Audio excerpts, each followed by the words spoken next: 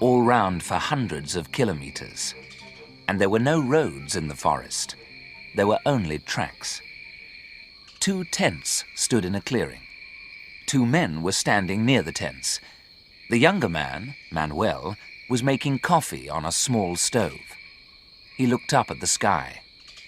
"It's going to rain today," he said. "I know," replied Leon. "And the rain will turn the ground into mud.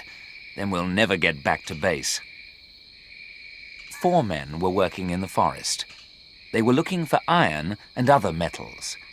Leon was the boss, and he was angry. It was early morning. Leon and Manuel were ready to leave, but Joe and Pedro were out in the forest. "They left in the truck 2 days ago," said Leon. "They're very late." Joe was always making trouble. He was younger than Leon, and he was clever. He wanted to be boss.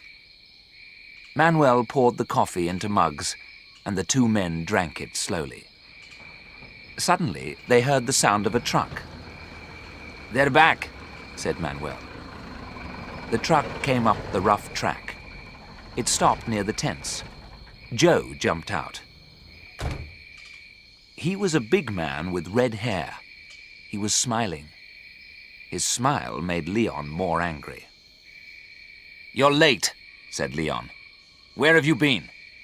"Hunting," replied Joe, and he held up his rifle. "Hunting?" Leon shouted angrily. "That's not your job. We haven't time for hunting." "We were away for 2 days," replied Joe. "We're not very late." "I'm the boss here," Leon shouted. Joe looked at Leon angrily. He was not smiling now. "We're late, very late," said Leon. "The rain will start soon, and then there will be mud everywhere. We must leave now." Manuel took down the tents, and Joe and Pedro put the boxes into the truck. "Hurry!" shouted Leon. "It's 10 o'clock. Let's go." Soon, everything was in the truck. Joe sat in the driver's seat. Leon sat beside him. Manuel and Pedro climbed into the back of the truck. Joe started the engine, and the journey began. They drove easily for the first 20 kilometers. Then they came to a stream. "There was no water here last week," Pedro shouted to Manuel. "Look at the water now!" The stream was full of water. Joe slowed down and drove the truck carefully through the rushing water. They crossed the stream, and Joe drove faster. The rain was now falling heavily. The track was very muddy, and the truck began to slide. "Watch out!" shouted Leon. But it was too late. The truck stopped. The wheels were still turning, but the truck was not moving. The wheels were turning round and round in the mud. Leon got out, and Pedro and Manuel jumped down. Joe sat in the driver's seat. Leon looked at the wheels in the mud. Then he looked up at Joe. "It's your fault," he said angrily. "You were driving too fast." "Pedro, you cut branches from those trees," ordered Leon. "And you, Manuel, throw the branches under the wheels." Pedro got a large knife out of the truck, and Manuel helped him. Leon turned to Joe. "You, come and help us." Joe did not move. "I'm driving the truck," he said. "That's my job." "I'm boss here," shouted Leon. "Come and help us." Joe did not say anything. He did not get out of the truck. Leon looked at him angrily. Then Leon walked away. Manuel and Pedro threw branches under the wheels. "Okay, that's enough," said Leon. "Let's go." Joe started the engine again. Pedro and Manuel pushed the back of the truck. The wheels turned and the engine roared. But the truck did not move. "Push harder!" shouted Leon. Suddenly, the truck moved forward. It was out of the mud. Pedro and Manuel shouted happily. At that moment, a large branch flew up from under a wheel. It hit Leon's arm. He stepped back and fell in the mud. "Stop the truck!" shouted Manuel. "Leon's hurt!" "My arm. Let me see. It hurts. It's broken. I'll tie it up." "That's better, thanks. You're lucky it's your left arm." "Yes, I can use my right."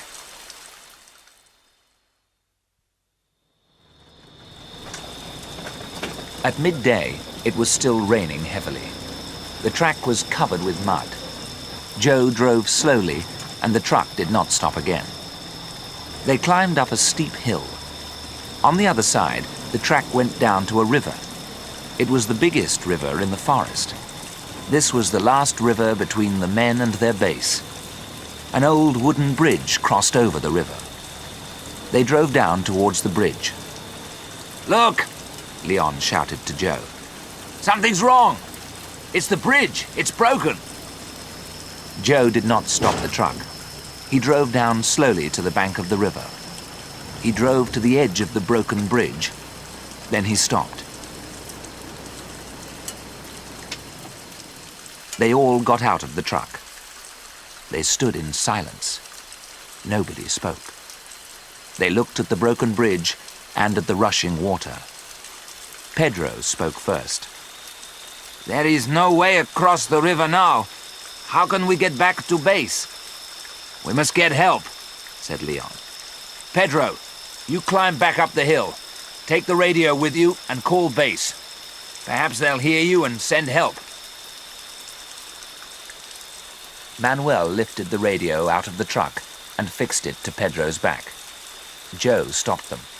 "It won't work," he said. "Why not?" asked Leon. "It isn't a strong radio," replied Joe. "We're too far away from the base. No one will hear us from this side of the river.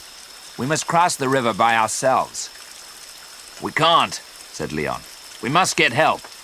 "We can't get help from here," said Joe. "We must cross the river first. Then we can get help." "But how do we get across?" asked Leon. "It's too dangerous. Look at the water." The rain was still falling heavily, and the water was rising. "I have a plan," said Joe. Leon looked at Joe and smiled. "You're clever, Joe," Leon said. "You always have plans, but they never work." "Let's listen to Joe's plan," said Manuel. "We can use the boat," said Joe. Leon laughed. "Don't be stupid. The boat's too small for 4 people. And look at the rushing water. It will carry the boat away." "But we've got a rope," said Joe. "We can tie the rope to the boat. With luck, the water will carry the boat to the other side." "We can try it," said Pedro. "It won't work," said Leon. "It will work," said Joe. "Look, I'll show you." We tie a rope to this end of the bridge. Then we tie the rope to the boat and carry it up the river. 2 of us get into the boat and push it into the river. We paddle hard to get to the other side. We tie the rope to the other end of the bridge. One of us pulls the rope and brings the boat back. "It won't work," Leon said, "but we can try it." "I'll go first," Joe said. "It's my plan." "No, let me go," said Pedro. "I am stronger." "You can both go," said Leon. "Pedro, you stay on the other side. Joe, you bring the boat back, and then you can take Manuel. Then you can come back again for me." "Good," Joe said. "Pedro, you bring the radio. You can use it on the other side of the river." Pedro got the rubber boat out of the truck and pumped it up. Leon helped him with his right arm. There was a long rope in the back of the truck. Joe tied it to the broken bridge. Manuel tied the other end of the rope to the rubber boat. "It's a long rope," Leon said. "It'll be all right." "Hurry," said Joe. "The water is rising quickly." Joe and Pedro carried the boat. Manuel and Leon walked behind them. Manuel held the boat. Joe and Pedro climbed in. The rushing water took the boat into the middle of the river. The boat crossed to the other side. It came near the bridge. Joe held on. Pedro climbed out of the boat. Pedro tied the rope to a piece of the bridge. Pedro stayed on the far side of the river. Joe pulled hard on the rope, and the boat slowly came back to Leon and Manuel. "You get in now, Manuel," said Leon. "I'm going last." "No, you're not," Manuel replied. "Your arm is broken. You can't get into the boat alone. You need help. I'll help you." "Manuel is right," said Joe. "You need help, Leon." Manuel helped Leon into the boat. He sat down in the boat, and Joe pulled hard on the rope. Trouble came suddenly. Joe and Leon were in the middle of the river. Leon saw the tree first. The rushing water was pulling it down the river. "Look out!" Leon shouted. Joe looked round. At that moment, the branches of the tree hit the boat. Joe held onto the rope. His feet slipped, and the boat moved away from him. "Hold on to the rope!" Leon shouted. But Joe did not listen. He let go of the rope and swam towards the rubber boat. Joe was a good swimmer, and he soon reached the boat. He held it tightly and kicked his legs hard in the water. The boat moved away from the tree.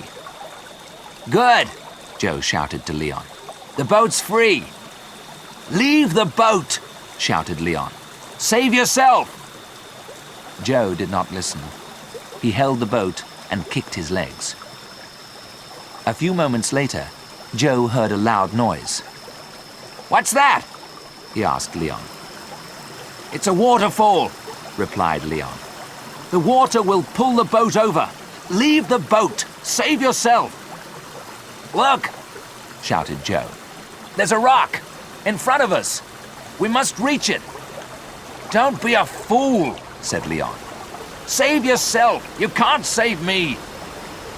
The water rushed round the boat. It was pulling them towards the waterfall. Joe kicked his legs harder. The boat moved quickly towards the rock. "Get ready!" shouted Joe. "Jump for the rock!" Leon was ready.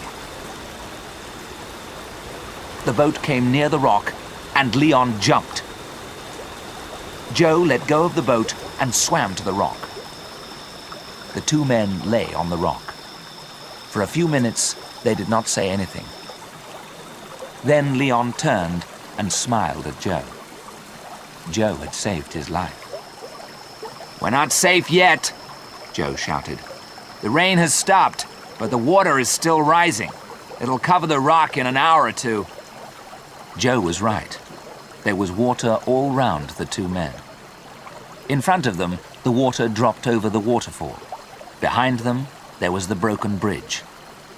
"We must get help," said Leon. "But how?" "Pedro," replied Joe. "He can help us. He's got the radio."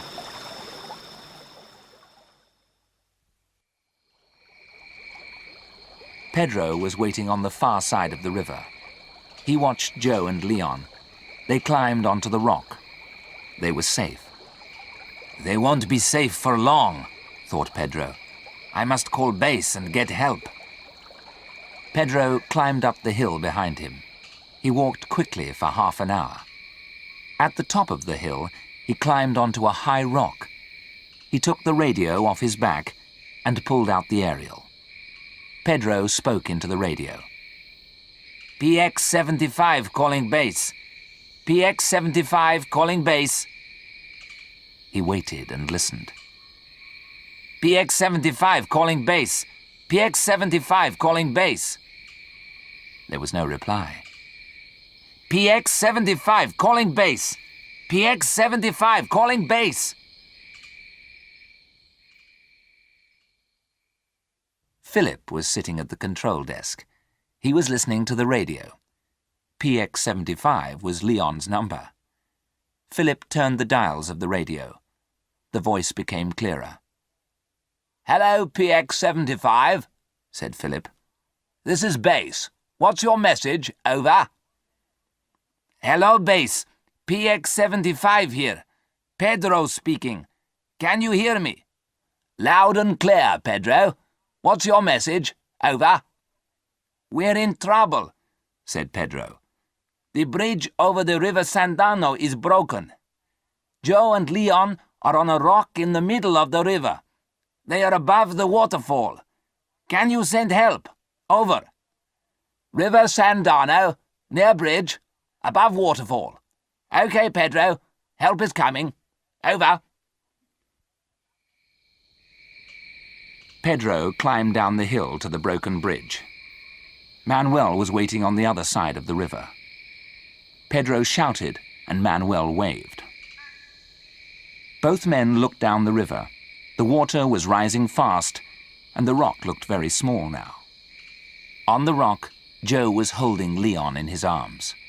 Leon's arm was covered in blood. His eyes were closed, and he did not move. Then Joe heard the noise. A helicopter. It was high above the broken bridge. "A helicopter!" Joe shouted. "Leon, look!" But Leon's eyes were closed, and he said nothing. The helicopter was soon over the rock. A rope was lowered, and Joe held it. Then he tied it round Leon. Joe held Leon with one hand, and he held the rope with the other. Slowly, the two men were lifted in the air.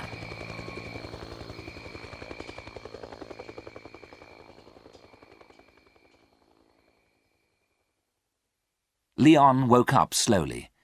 He was still half asleep. "Where am I?" he asked. Then he remembered the rock and the helicopter and Joe. "Joe!" he shouted out. "Where's Joe?" "Don't worry," said a voice. "I'm not dead yet." Leon opened his eyes fully and saw Joe. Joe was smiling. Pedro and Manuel were standing next to him. The four men were in a hut at base. Leon was lying in bed, and his arm was in plaster. "You'll feel better in a few days, Leon," said Joe. "I feel better now," said Leon, "but I need a drink." "Water?" asked Manuel. "No, not water," replied Leon.